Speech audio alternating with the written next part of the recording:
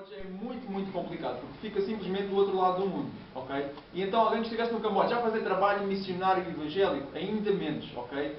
Mas, pela graça do Senhor, nós temos aqui connosco a Érica, que esteve no Camboja durante ano e meio, e ela vai falar-nos um pouco da sua experiência, do que foi, daquilo que é envolver-se com a cultura Khmer, que é a cultura prevalente do Camboja, com a língua, como é que um ocidental se adapta a uma cultura tão diferente, tão diametralmente oposta àquilo que nós estamos habituados a viver. Pronto, agradeço a Érica a sua vinda e tem a palavra. Posso pegar a vontade.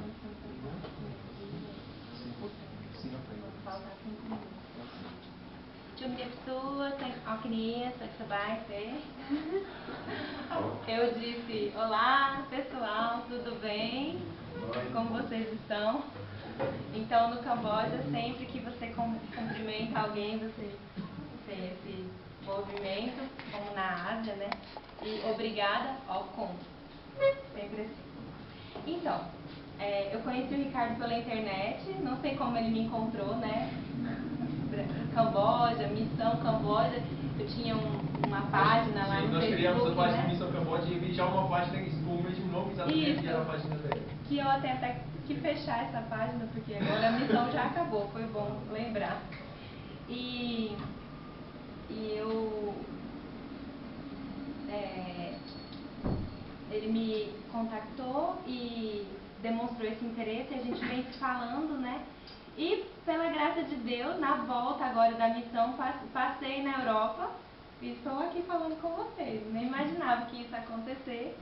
O menino da internet, estou aqui, conheci o menino da internet, os amigos do menino da internet e estou falando aqui do Camboja. Então, o Camboja fica no Sudeste Asiático, entre o Vietnã e a Tailândia, né? O Camboja é um país pobre, muito pobre, que sofreu uma devastação, um genocídio muito grande no final da década de 70, onde um governante deles lá, o Pol Pot, ele mesmo atacou o próprio povo, enganou, ludibriou o povo, quis fazer uma reforma agrária forçada e quase dizimou toda a população. E o que mais magoa eles, e o que eles mais ficam chocados e tristes, é que não foi uma pessoa de outra nacionalidade que fez isso com eles, mas uma pessoa do próprio povo. E eles têm muito esse patriotismo muito forte. Então, o fato de uma pessoa do próprio povo deles terem feito isso com eles, dói. E muitos não falam sobre o assunto, eles têm uma cultura de medo, claro, né? 2 milhões de pessoas foram assassinadas. Então, eu não ficaria falando sobre isso também, eu também teria medo. Enquanto eu estava lá, teve um jornalista, ativista, que foi falar mal do atual primeiro-ministro, o Hun Sen, que inclusive é da época do Pol Pot, ele continua no poder ainda, e ele é o primeiro-ministro, ninguém vence ele nas eleições, porque eles roubam todas as vezes e impedem as pessoas e tal, e enfim, trazem vietnamitas dentro de ônibus para votar no Camboja, e quando o cambojano chega para votar, a pessoa fala, você já votou? Eu falo, não, eu não votei. Votou sim, olha aqui. Aí eu, tá, votei, eu esqueci. E vai embora, né? Então, dessa maneira, as eleições são forjadas. E esse jornalista foi falar e ele foi assassinado. A queima-roupa, assim, para que todo mundo soubesse, não fale do primeiro-ministro. Então, ainda, eles falam que é livre e tal, mas ainda é muito dominado pelo Vietnã, e o Vietnã é comunista, como vocês sabem. Então, o Camboja não é comunista, mas acaba sofrendo essa influência do Vietnã. A Tailândia quer pegar um pedaço do Camboja, o Vietnã quer pegar outro pedaço, e o Camboja fica sempre oprimido. Mas antigamente costumava ser uma das dinastias mais ricas do Sudeste Asiático, né? Então, quando eu estava fazendo a Jocum, surgiu essa oportunidade para eu ir para o Camboja. Eles precisavam de alguém que trabalhasse com crianças, né? Porque o meu trabalho lá foi numa ONG italiana chamada Missione Possibile.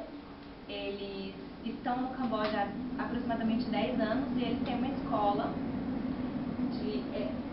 desde jardim de infância até ensino médio. E cada ano eles acrescentavam uma nova turma. Então começaram com os pequenininhos e hoje eles já estão no primeiro ano do ensino médio, do high school. Faltam só 2 anos para concluir. Então a criança que começou na primeira série vai terminar, né? E hoje nós temos aproximadamente 500 alunos. Então todos eles são mantidos por fundos. O Jerry, que é o presidente da missão, que é italiano, ele é responsável por angariar esses fundos com empresas, fábricas, homens de negócio, para manter essa escola. E a missão também trabalha na área da saúde, tem uma clínica móvel que atende praticamente 16 localidades ao redor, desde vilarejos próximos, 20, 40 minutos de carro, até vilarejos a 1h30 de carro. Leva-se a medicação nas caixas, todo o staff é cambojano, os professores, os médicos, enfermeiros.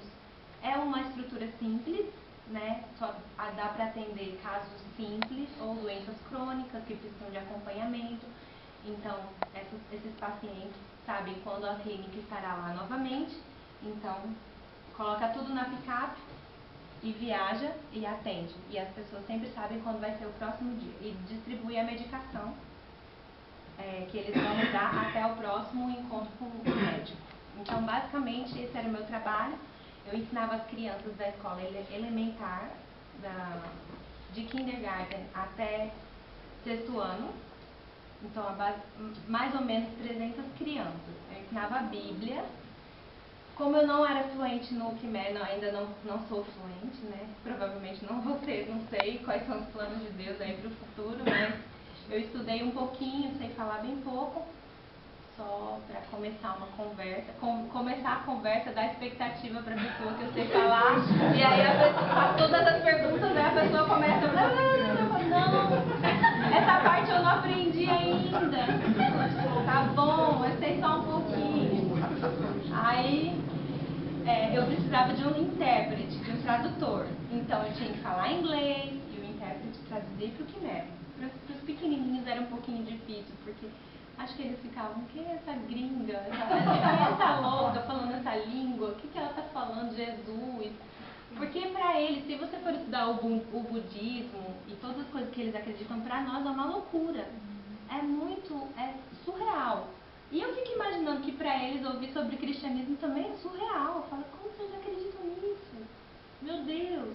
Então, assim, é um trabalho de formiguinha, pouco a pouco. Eles tinham 40 minutos de aula da Bíblia por semana, ainda com tradução, mas é alguma coisa, né? Então, assim, eu creio que a palavra diz que a palavra não volta em vão, né? E que ela vai produzir o propósito para o qual ela foi designada. Ela vai produzir frutos. E eu creio que vai cumprir o propósito. E aquelas crianças receberam a palavra de Deus, que é a verdade, e está ali, a semente está no coração delas e um dia vai frutificar, né?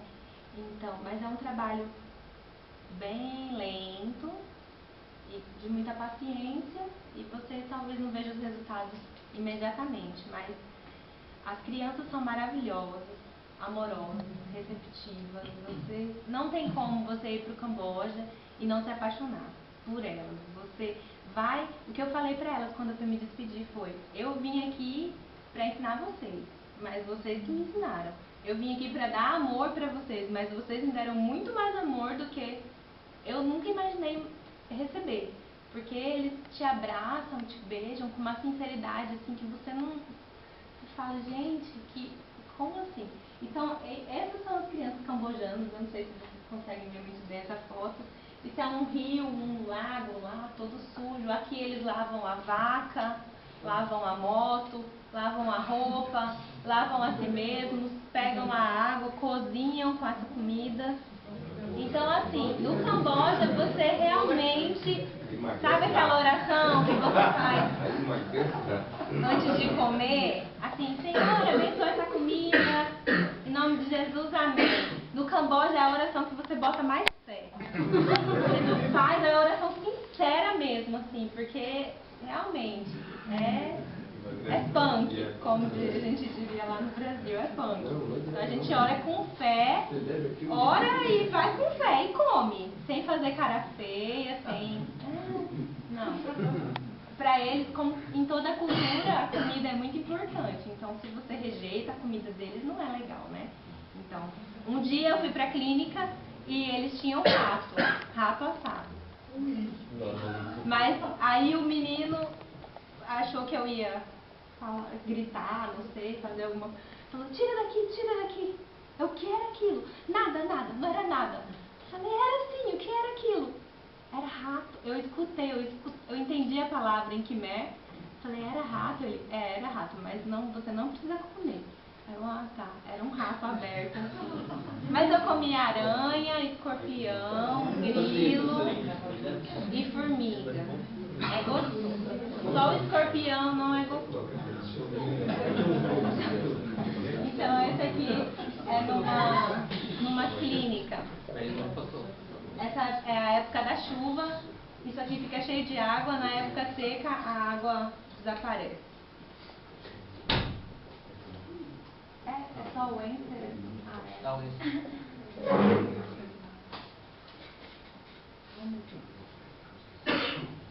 Isso aqui é em Siem Reap, onde tem esse templo aqui, que é o templo Angkor Wat, que é um templo muito antigo. Antes era a capital do Camboja, há muitos e muitos anos atrás. Então eu fui para Siem Reap, essa era um passeio de barco e assim, a casa deles é assim, quando está no rio, né? Porque a época de cheia, eles têm que ter esse espaço aí para o rio subir. São algumas cenas. Eles têm mercados flutuantes, eles vendem as coisas assim. Eu não vivia assim, eu vivia numa casa ocidental, com tudo normal, assim. Não tive essa experiência, né? Passo o dia, mas volto para dormir em casa, bem, com ventilador, no colchão, né? Papel higiênico, porque eles não usam papel higiênico, e o vaso sanitário no chão. Mas não morre, tô viva. Aqui também é um vilarejo, lá em Siem Reap. Sempre sujo, muito lixo, eles não têm muito consciência, né? Enfim, um cambojano, ele vive em média com $1 por dia. E aí você pensa, então eu vou pro Camboja, é barato pra mim. Eu vou morar no Camboja e vai ser um custo de vida baixo, mas não é. Porque eu não posso viver como uma cambojana. Porque se eu vou lá e como a comida do cambojano na esquina, eu pago 50 centavos e $200 de hospital. Porque eu pego uma bactéria que o meu corpo não está acostumado. Então, você tem que se cuidar. É legal você se inserir na cultura, é legal, mas tudo com sabedoria. Porque às vezes você quer ser muito descolado, muito aventureiro e acaba dando mal. Então, assim, o hospital lá é bem caro, porque você não vai num hospital cambojano, com certeza você vai num hospital para ocidentais. E a conta vai ser também em dólar, não vai ser. Então, assim, o custo de vida do cambojano é baixo, porque eles dormem em qualquer lugar, eles comem qualquer coisa, é uma vida muito difícil, né? Um salário, em média, assim, $150, $200, como você vive com $200? Eu não conseguia viver com $200 lá. Mas por quê? Eu não comia o que eles comiam, não morava onde eles moravam, entendeu? Então, depende do padrão de vida que você vai levar. Assim que é o mercado. Mas a gente não comprava essa carne, por exemplo. A gente ia no mercado de estrangeiro, aí então paga o preço de estrangeiro também. Mas porque essa carne fica cheia de mosca o dia inteiro ali. Então, mas quando você vai no restaurante cambojano, é essa carne que eles usam. Então por isso você faz a oração da fé e vai. Segura na mão de Deus e vai.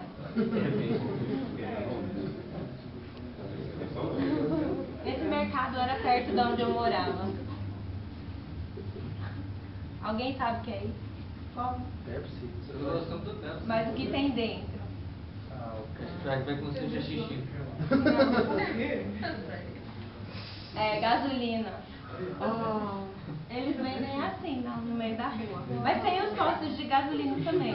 Mas eles usam muita moto e às vezes a moto tem o tanque pequeno, então acaba a gasolina, aí tem. Despeja lá. No começo eu ficava. Que isso? Que bebida é essa? Acho que eu vou provar um dia. E também eles estendem a roupa na frente de casa. Colocam as roupas todas estendidas na frente de casa. Parece uma loja de roupa, todas as casas. Eu pensava, gente, todo mundo vende roupa aqui no Camboja. Quem compra, né? Porque todo mundo vende, cada casa vende roupa. Mas depois eu descobri que é porque eles botam a roupa, colocam a roupa na frente de casa para secar.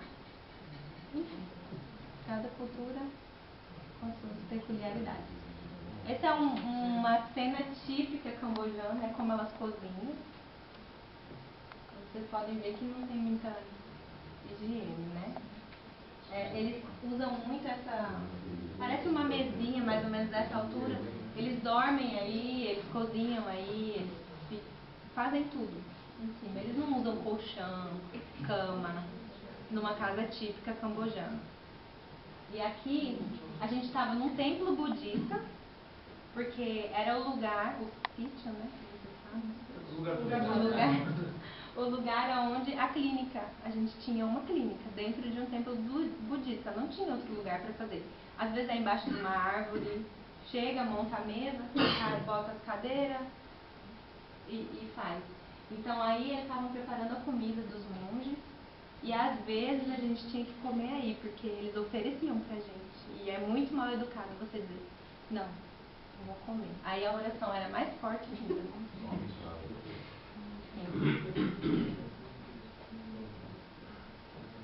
Essa é uma casa lá perto da escola. Às vezes uma casa dessa vive 7 pessoas, 11 pessoas. É um cômodo só, o banheiro é fora. É um cômodo só, tudo jogado, assim, tudo cozinha, do mesmo lugar que dorme. É uma coisa assim, não tem piso, é chão. Essa menininha é uma aluna nossa e ela mora nessa casa perto da escola.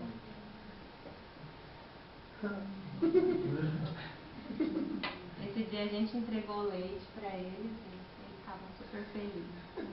Lá eles não têm a cultura de beber leite, eles falam que leite é para o bezerro, leite é para o bebê da vaca, não é para gente. Eles têm um pouco de razão, né? Mas porque as vacas lá são bem magrinhas, porque tem pouca comida e então não produz tanto leite, não tem vaca leiteira no Camboja. Essa mulher tem 9 filhos, esse é o 9º filho dela. Aí eu pedi pra tirar essa foto. Eles têm muitos filhos lá, enfim. Aí às vezes eu fico olhando pra essa foto, eu penso, gente, que ela já não deve ter passado na vida, né? A gente não sabe. Essa é uma muçulmana, tem muitos muçulmanos no Camboja, que eles chamam de Chan, porque os muçulmanos estão fazendo missões pelo mundo todo, né, com força, né, como vocês sabem, muito melhor do que eu. E eles têm muitos seguidores lá. Eu já vi, a gente foi numa comunidade que eles moram dentro de barcos e na hora que dá o horário de se viram para Meca, sei lá o que, e fazem lá as orações. E é tão estranho, porque eles são asiáticos, né? Aquela carinha de asiático, mas com uma roupa de árabe, uma religião. É uma coisa tão... Então ele já teve que sair do budismo, ir para o islamismo e você levar ele para o cristianismo. Só o Espírito Santo mesmo, só o poder de Deus para te capacitar. Eu não tive a oportunidade de trabalhar com eles, né? Meu trabalho era realmente esse que eu falei, ajudar com as crianças e também supervisionar a clínica. Isso é uma cena muito comum lá, eles têm muitos monges lá no Camboja, porque nas pagodas, os templos, é onde eles oferecem educação e comida. Então tem famílias tão pobres que a melhor alternativa para eles é enviar. Você ter escolhido para o seu filho ir para uma pagoda é uma honra, é um privilégio. Você envia seu filho. E lá só Deus sabe o que acontece, porque há muitos casos de abuso físico, abuso sexual, abuso bate. E eles moram lá, eles perdem o contato com a família. Mas o meu filho, pelo menos, está recebendo educação e comida. Então, ele está seguro. Né? É o que eles pensam. E muitos seguem a carreira, eles fazem faculdade, eles voltam e ensinam nas pagodas. Eles têm um nível de educação bem alto. Eles têm dinheiro, né? E eles saem com essas roupas, assim, abençoando o povo, orando pelo povo. E as pessoas dão dinheiro para eles. Então é como eles recebem o sustento deles e também as pessoas levam comida. Então o povo já é pobre, já não tem nada.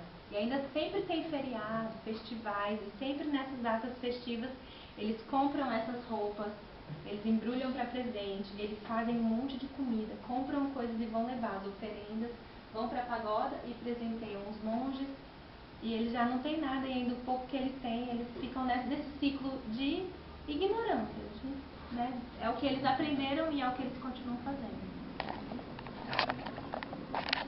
Essa aqui é uma clínica que a gente vai de barco.